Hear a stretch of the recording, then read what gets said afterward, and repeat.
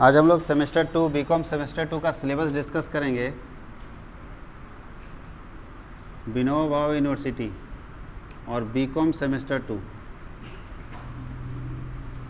कौन कौन सा पेपर पढ़ना है, ठीक है, कौन सा कोर पेपर है, कौन सा सब्सिडी पेपर है, वो हम लोग डिस्कस करने वाले हैं।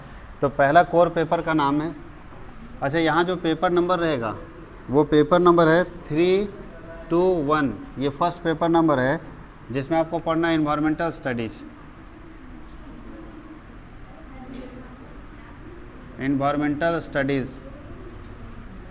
ये फाउंडेशन कोर्स है।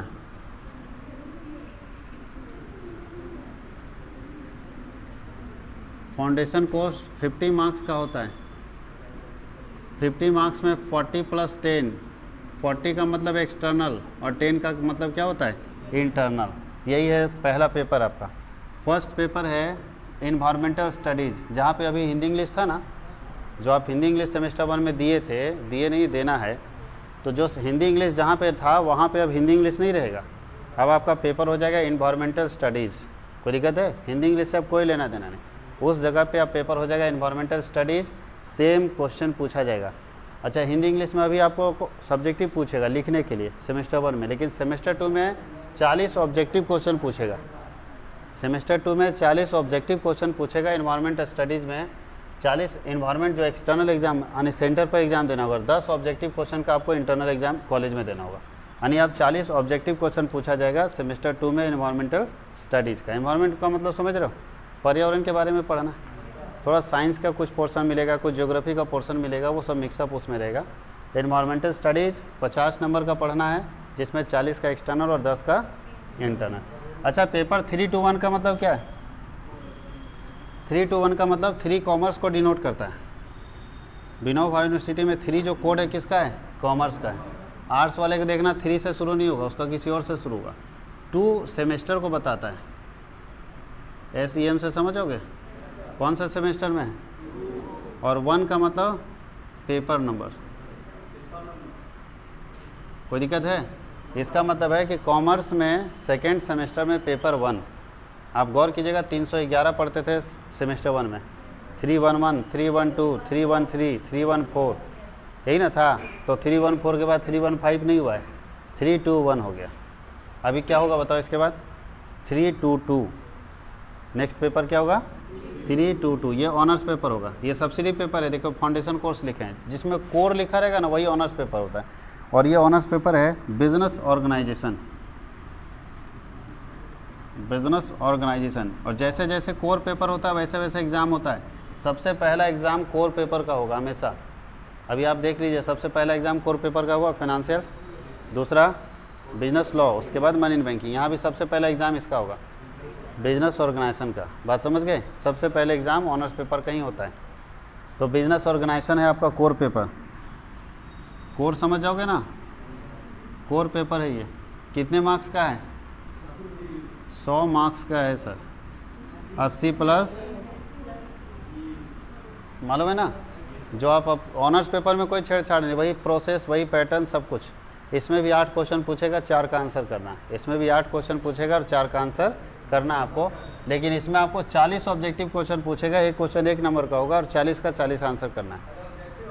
सब ऑब्जेक्टिव होगा इसमें, लेकिन इसमें सब्जेक्टिव है। ये सब 80 नंबर वाला सब्जेक्टिव है, सिर्फ उसमें ऑब्जेक्टिव है, ठीक है। और उसके 323 क्या होगा? Financial accounting. फाइनेंशियल, देखिए फाइनेंशियल अकाउंटिंग 2 इसका नाम है। Financial accounting 2। 1 तो आप लोग सेमेस्टर 1 में पढ़ चुके हैं, ये भी कोर पेपर है। और ये भी उसी तरह 100 मार्क्स का होगा, 80 प्लस। किसी को कोई दिक्कत है? तो 2 ऑनर्स पेपर हो गया आपका, बिजनेस ऑर्गेनाइजेशन और फाइनेंशियल अकाउंटिंग। बिजनेस ऑर्गेनाइजेशन का पूरा नाम है बिजनेस ऑर्गेनाइजेशन एंड एडमिनिस्ट्रेशन नाम है। तो हम लोग बिजनेस ऑर्गेनाइजेशन लिख दिए, शॉर्ट में पूरा लिख ही देते हैं, एंड एडमिनिस्ट्रेशन। और एक और पेपर है 324। 324 में आपका पेपर आएगा कॉर्पोरेट लॉ। कॉर्पोरेट लॉ, इसमें चॉइस पेपर या तो कॉर्पोरेट लॉ होगा या तो इंडियन इकॉनमी होगा।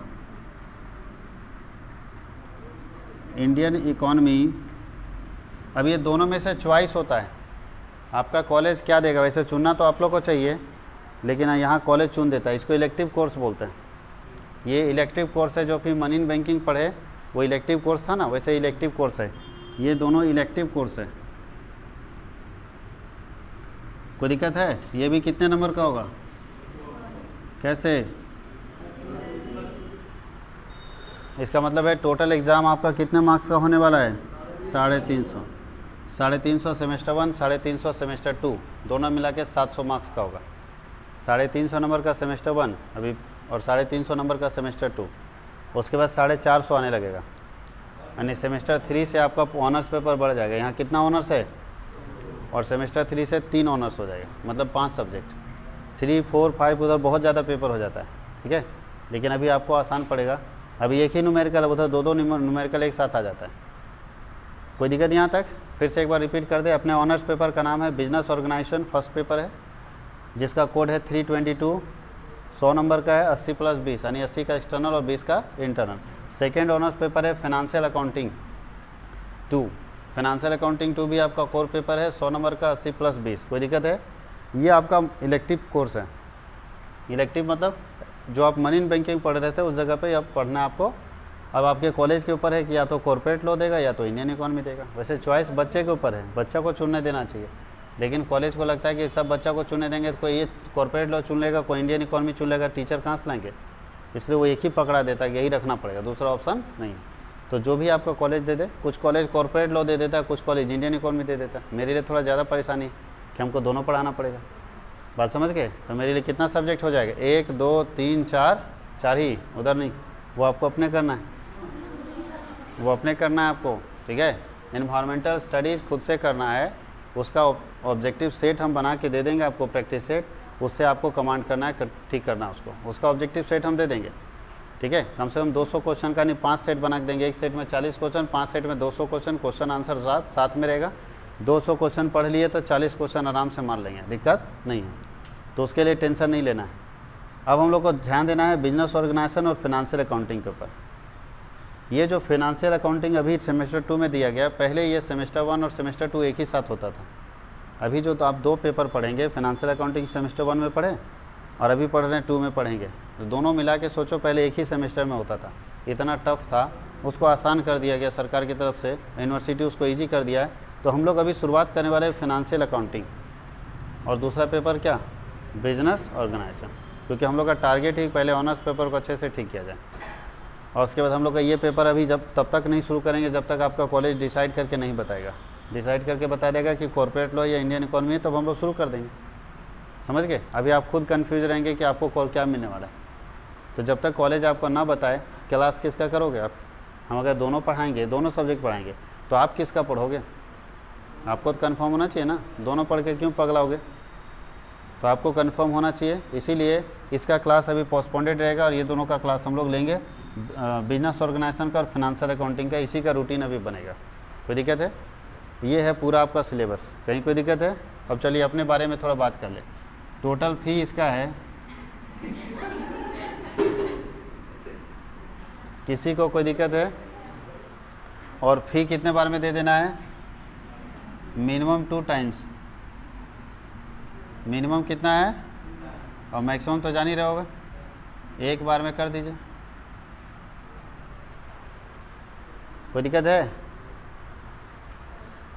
और जो मिनिमम लिख दीजिए, मैक्सिमम ना 2 टाइम्स होगा, मैक्सिमम